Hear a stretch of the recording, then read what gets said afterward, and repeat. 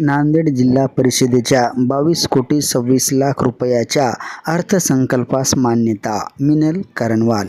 या अर्थसंकल्पात शिक्षण, आरोग्य, अनुसूचित जाती जमाती, महिला सक्षमीकरण, शेती आणि पशुसंवर्धन तसेच ग्रामीण विकास या क्षेत्रासाठी भरीव तरतूद करण्यात आली आहे. या बैठकीस अतिरिक्त मुख्य कार्यकारी अधिकारी संदीप माळोदे, डॉक्टर संजय तुबाकल्ले, शिवप्रकाश चन्ना, राजकुमार मुक्कावार, मंजुषा काफसे, नारायण मिसाळ, प्रशांत थोरात, अमित राठोड, डॉक्टर संगीता देशमुख, डॉक्टर सविता बिरगे, माधव सलगर, समाज कल्याण अधिकारी सत्येंद्र औलवार, डॉक्टर प्रवीण कुमार घुले व सर्व गट विकास अधिकारी उपस्थित होते.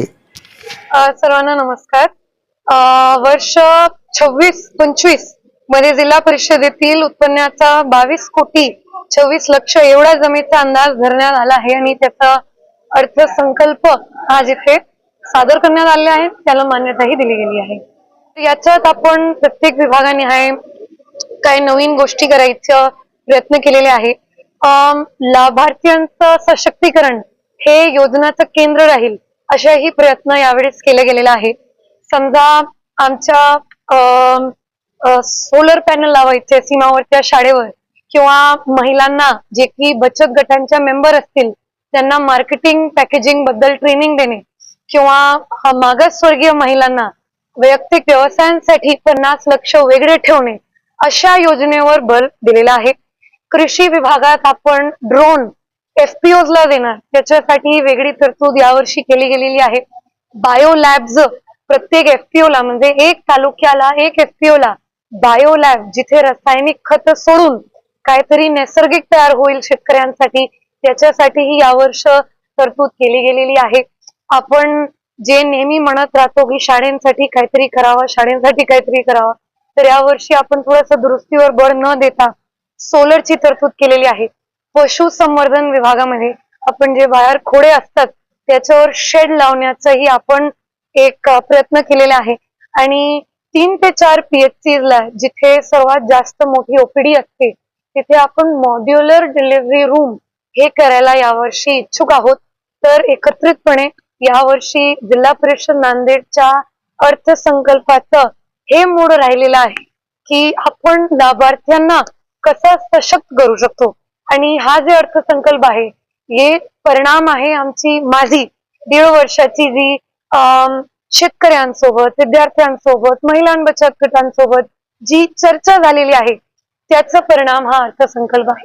धन्यवाद. जिल्हा परिषदेचं उत्पन्न वाढवण्यासाठी कोणकोणत्या उपाययोजना करण्यात आल्या? जिल्हा परिषदेचं उत्पन्न वाढवण्यासाठी एक तर आमची जी वसुली आहे आमची जे काही नियमित गाडे असतात आमची जी मालमत्ता आहे त्याची वसुली जसं की आपण जिल्हा परिषदेची गाडीची वसुली मागच्या 1 वर्षात 20 लाखाने वाढवली म्हणजे जे की कधी झाली नव्हती आधी.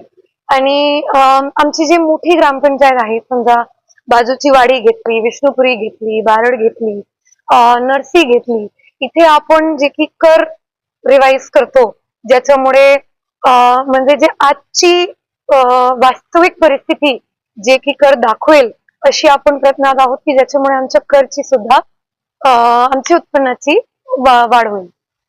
लूटच्या शाळेवरचं जे अतिक्रमण होतं ते तर तिथे नगरपालिकांनी काढलेलाच आहे आणि मुखेडचं जे आहे त्याच्यावर आपण कार्यवाही सुरू आहे आणि त्याच्यावरही लवकर निर्णय घेणे.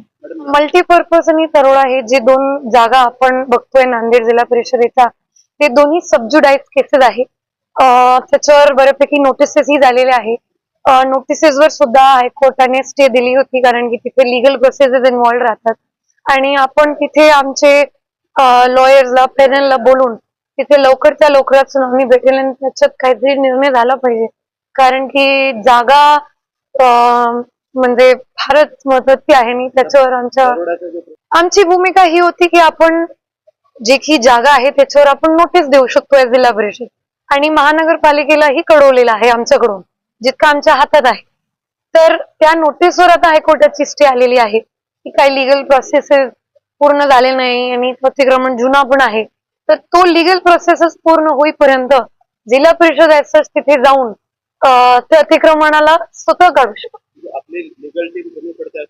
नाही कमी पडत नाही तिथे सुनावणी चालू आहे आणि आमच्याकडे सगळे पुरावे डॉक्युमेंट्स आमची चतुर्सीमाची मोजणी तिथे झालेली आहे, असं कुठे कमी नाही टोलेजंग इमारत उभी राहिलेली आहे.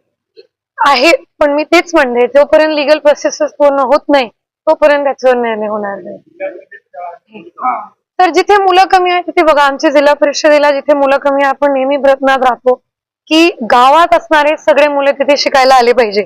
आणि समजा त्या मुलांना असं वाटत असेल किंवा त्यांच्या पालकांना त्यांच्या मुलांना दुसऱ्या ठिकाणी शिकलं पाहिजे, तर तेही त्यांची चॉईस असते आणि म्हणून ते चॉईस किंवा तो जो निर्णय आहे ते वापरतात. पण आपण की ते गावाच्या सगळ्या शाळेच्या बाहेर असणारे मुलांनी तिथे शिकलं पाहिजे, आपण त्याच्यात नेहमी प्रयत्नात राहतो.